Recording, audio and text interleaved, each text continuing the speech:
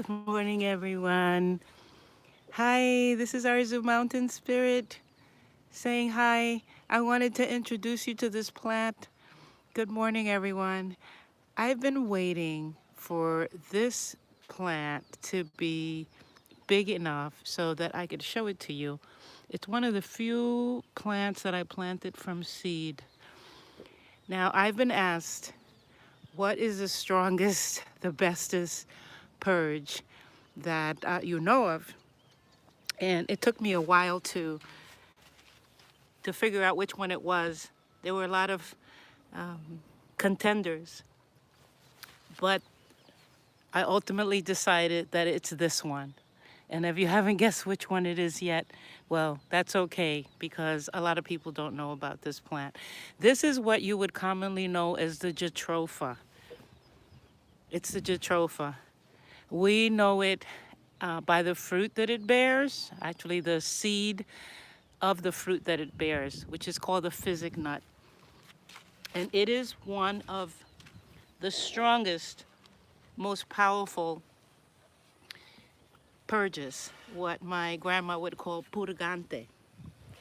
It will purge you from everything. So now I'm just wiping the leaves because it's been a little windy and I want you to see things clearly. Well, the wind has brought a lot of dust with it, but I want you to see the leaves, to be able to identify them clearly. Around it are a bunch of Lipia alba branches that might confuse you, but there it is. This is the Jatropha. Yes. It produces a fruit that looks very edible and very delicious, but please don't eat it. You don't want to eat it. It's actually poisonous. Now, we use many parts of this plant. We use the leaves, we use the root, and we use the fruit that the plant bears. And I just want to show you something here. You see? It's accumulating.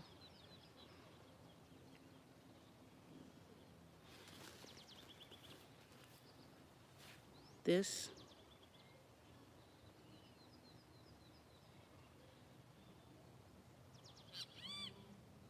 that's what we call the latex. And this latex we can use on burns, on wounds, on the skin. We use it in our traditional medicinal modality. We use it for piles and external eruptions or external infections and things like that. It's the same medicine that's present in the leaf. So mashing up the leaf and making a poultice out of it renders the same benefit.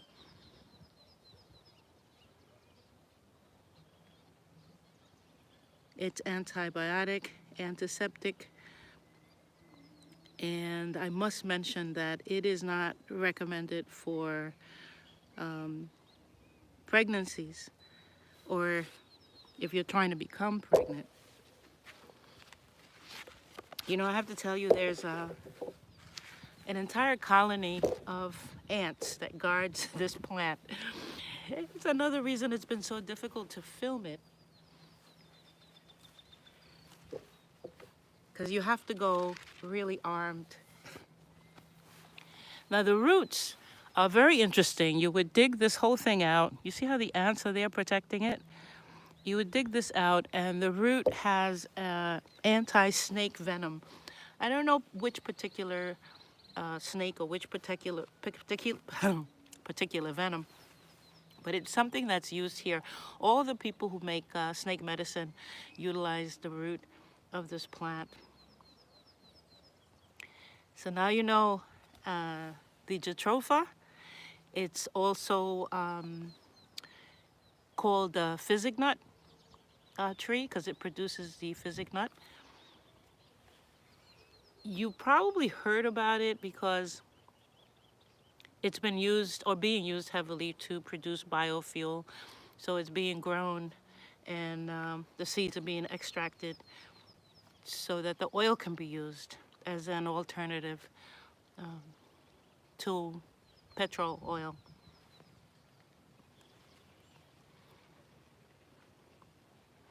So this is what the plant looks like.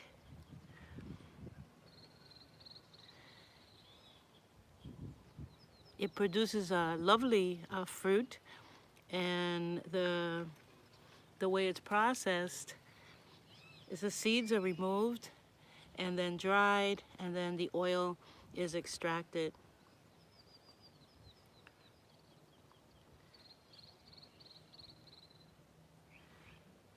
Yeah, this plant is not good for fertility. We use it for a purge. It may be useful in cases of infertility when you're trying to purge the whole body so that you can detoxify the entire body so that, well, so you can carry a healthy pregnancy. Yeah, this plant has a lot of gifts that it comes with. I can't wait to share all of the other wonderful things that this plant does. Now, we would do something as simple as take one leaf and put it under our hat and wear it during the day, especially if we're going to be out in the farm or making cassava or doing something where we're going to expose our body to extreme temperatures, to extreme heat. So we would take that leaf and put it under our hats or under our head wrap. And it is believed that the leaf will absorb all of the extra heat and keep our body cool so that we don't overheat. We definitely believe in the spiritual uses of the Jatropha plant. To us, Garifuna, we know it as the Messina. That's our Messina plant.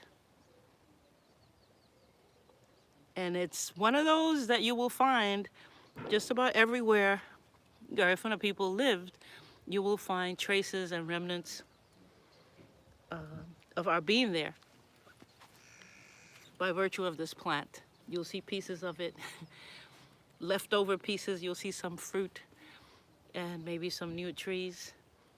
It seeds very amicably. It produces fruits and bountiful seeds. When this plant is happy, it requires very little care, and it will give you abundantly. So we harvest the seeds, and we use them. Healers use it differently. Sometimes we grate them, sometimes smash them, or just boil them. But it's the liquid that's taken.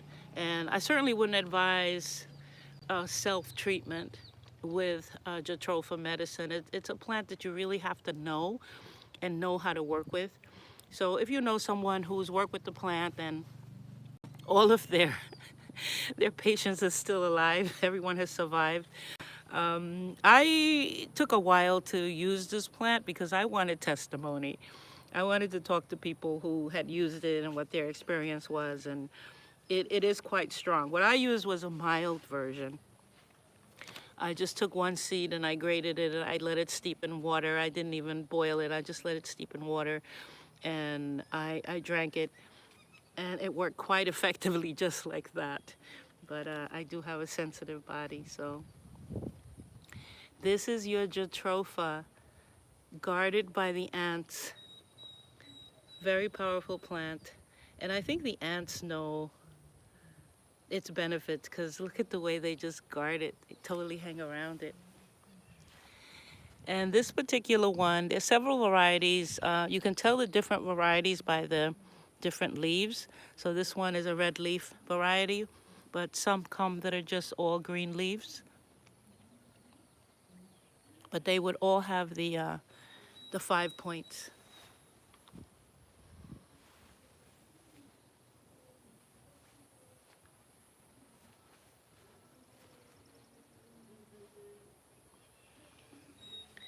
And some other things have been happening here in the garden.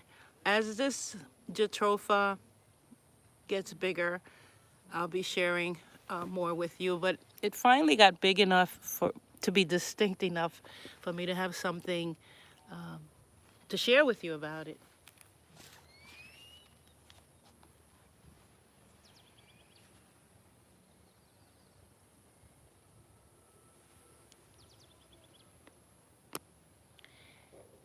Now, the other day I was walking around the garden. What a wonderful things have happened the past few days. Some big guys have come around. I wanted you to see what's going on here. I was walking, checking out my flowers, and I came across this.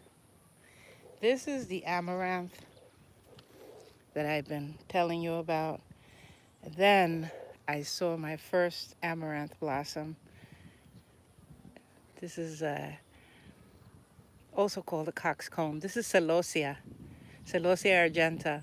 Now this flower has a bunch of, well, it won't come off yet because it's fresh, but it's a beautiful flower. It feels really velvety.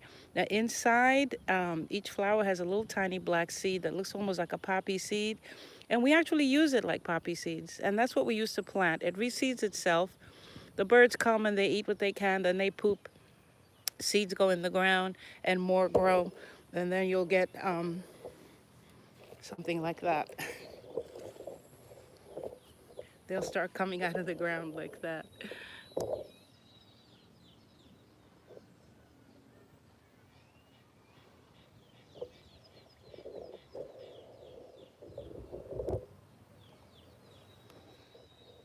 There's a lot happening here.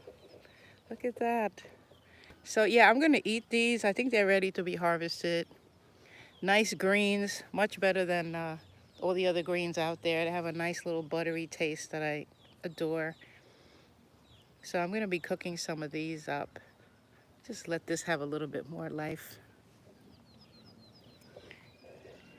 Yeah, been dealing with the heat, a lot of heat. And pretty soon, I'll show you the new garden. You wanna see the surprise? This is what I've been working on.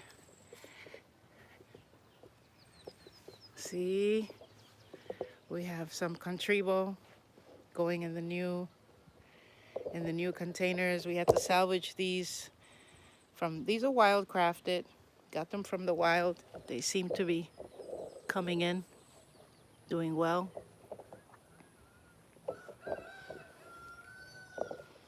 Yeah, the roosters.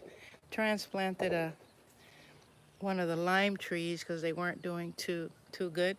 But this is the fun part. This is the part I wanted to show you.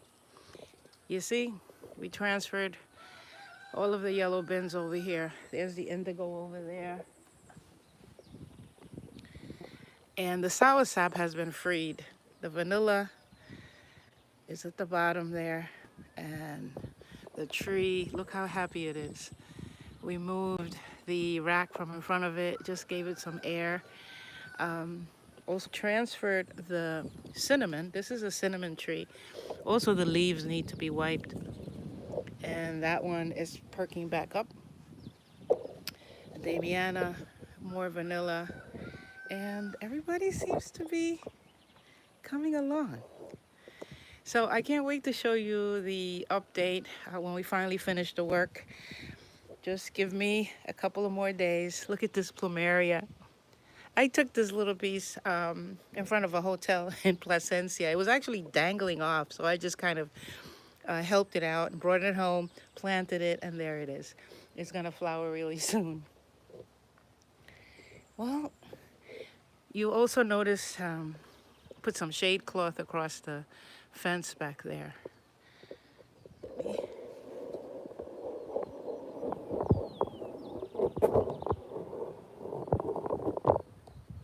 I'm gonna move some things around.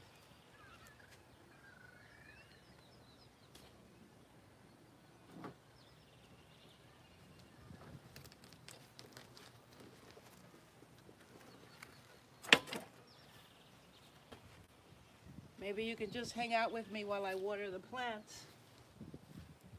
And then we'll go back inside because this is my routine, guys. This is my daily routine.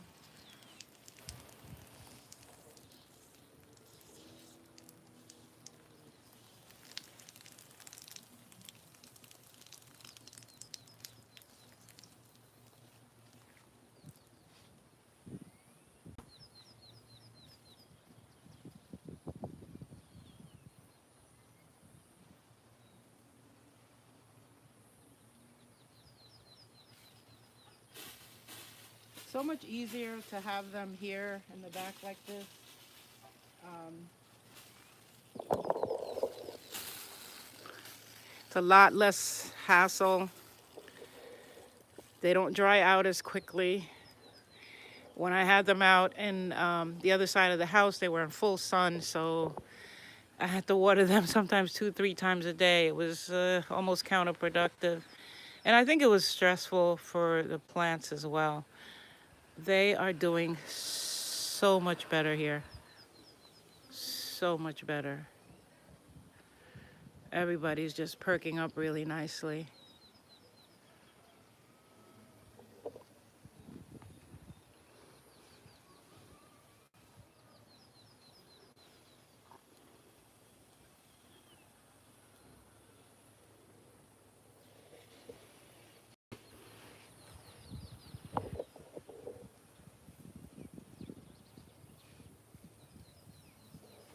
Wow. Well, this soursop is so happy. I've gotten 3 fruits already that I've already eaten. I've gotten 3 big fruits, and I suspect there's more coming. I just can't see them as clearly now because the foliage, with all that watering and good treatment and nice flowing air. It's craboo. Everybody's doing so much better. Here, even this little, oops. That's a little Damiana that snuck in there. This nice cinnamon tree. There's another little Damiana. Well, let me put you down for a second.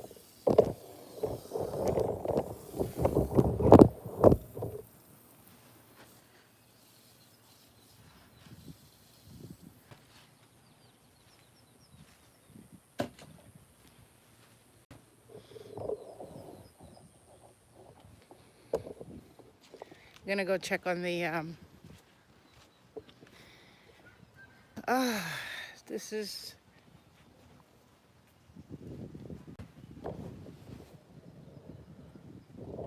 no, this is the other one. This one's called a busy nut, which is different from the physic nut. The physic nut is the one from the Jatropha. This busy nut is from what we know as a cola nut. I'm just letting this plant grow in front of it to protect it from the harsh wind. But what we came back here for was to look at the my favorite, this star fruit.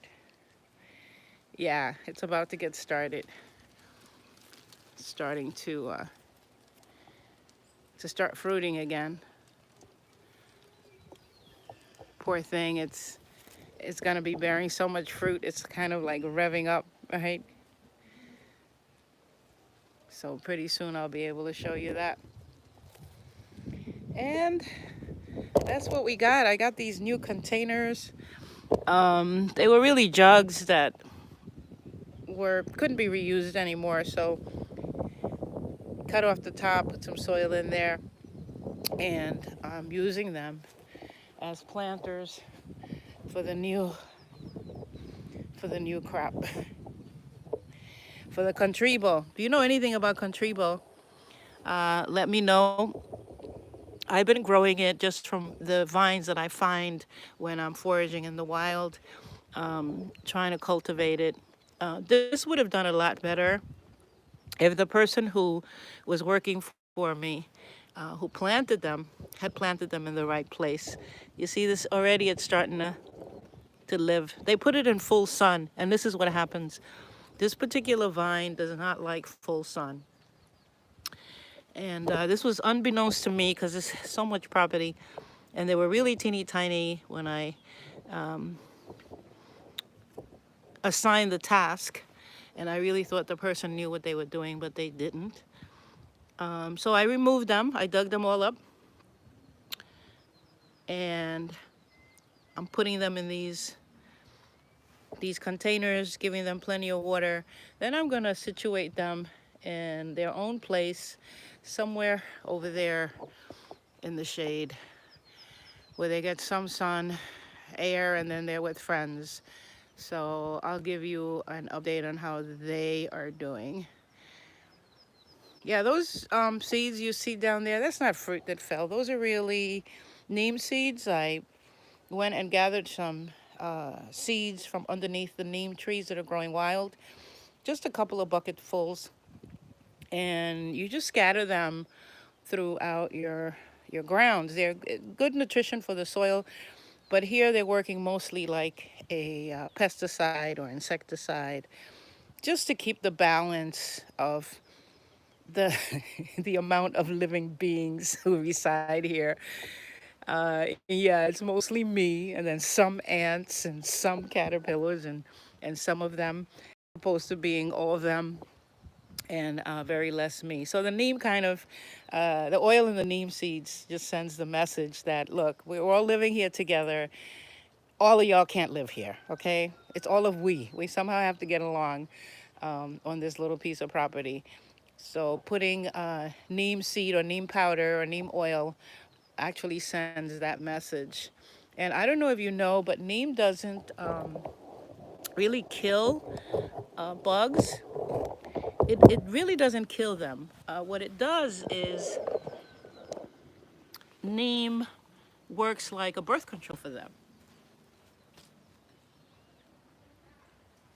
It prevents insects from developing a healthy exoskeleton. It inhibits their ability to reproduce. And that's the message that gets across to the insects or the critters that we don't really want them here right now, like not in so many quantities, to the point where they would just destroy our crop. But it sends that message to them that you can't live here. So they don't necessarily die. What they do is they cut down on their reproduction, or they move, depending on what they feel like doing. You know, they relocate to some place that's more hospitable. But the relationship between the plants that protect our land from invasions or infestations and the critters themselves is very harmonious. It's a very harmonious relationship. There's good communication. So you can even see the ants. I mean, I can even feel their attitude. You know, they're like packing up their stuff and they're like, we can't live here. We got to go. So that's what the neem seeds do. If you are fortunate enough to live somewhere where you can get a hold of some neem seeds, just crush them up and sprinkle them around your land. It will deposit nutrition into your soil, but it will also establish a better relationship with what critters we're always fighting with. And so we don't have to fight with them. We just put plants down, the plants send a message, and, you know, it's a done deal. So that's what we're doing here. And we'll just, I'm just checking, just walking with me. We're going around, just looking at our stuff. The wildflowers are doing so much better. And by the way, we've had a little rain, so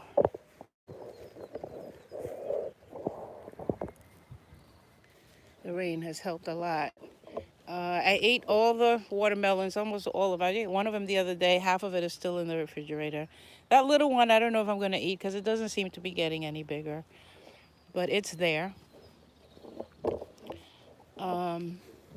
The other watermelons, I actually invited a friend of mine yesterday to come and get their watermelon. Um, he had brought me a pack of seeds from foreign, and I want to thank him by giving him one of the fruits. So best thing is for him to come and harvest his own, don't you think? So I'm thinking of letting him take that one. Oops.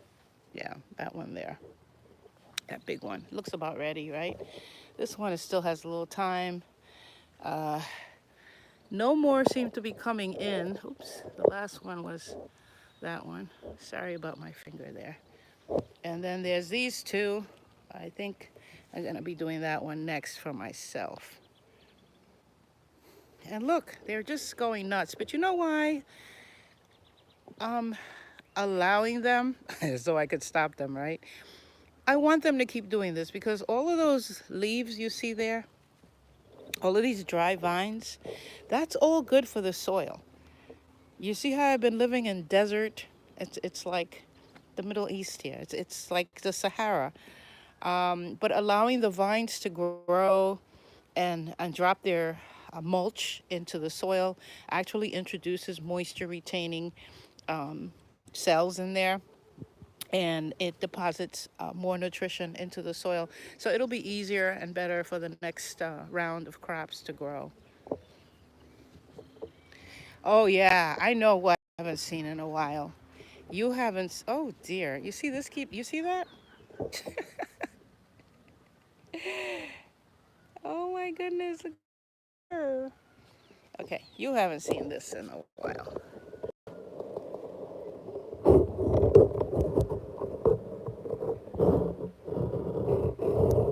You know what this is?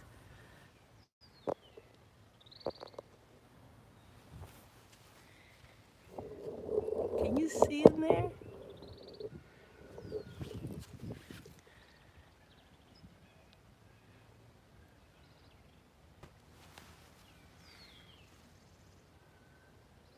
That, that is these guys here. Now, I'm gonna have to unravel that Corella. This is a Sora sea vine, and I have to take, it's trying to wrap itself. Look what it's doing. It's wrapping. It's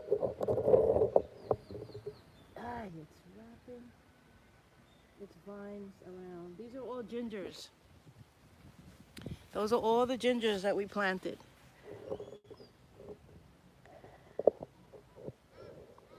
Those are all the gingers right there. They're all in that space. So they're gonna come along just fine. This one has replicated. But I want to show you the calabash. This is how we started long time ago. We started with this calabash, and he's doing so great. Calabash and the canep. Canep is going to survive as well, even though they're coming from one space. That's the canep. These are the baby indigo. They seem to be struggling, but they're still kicking. That's the other variety of Damiana.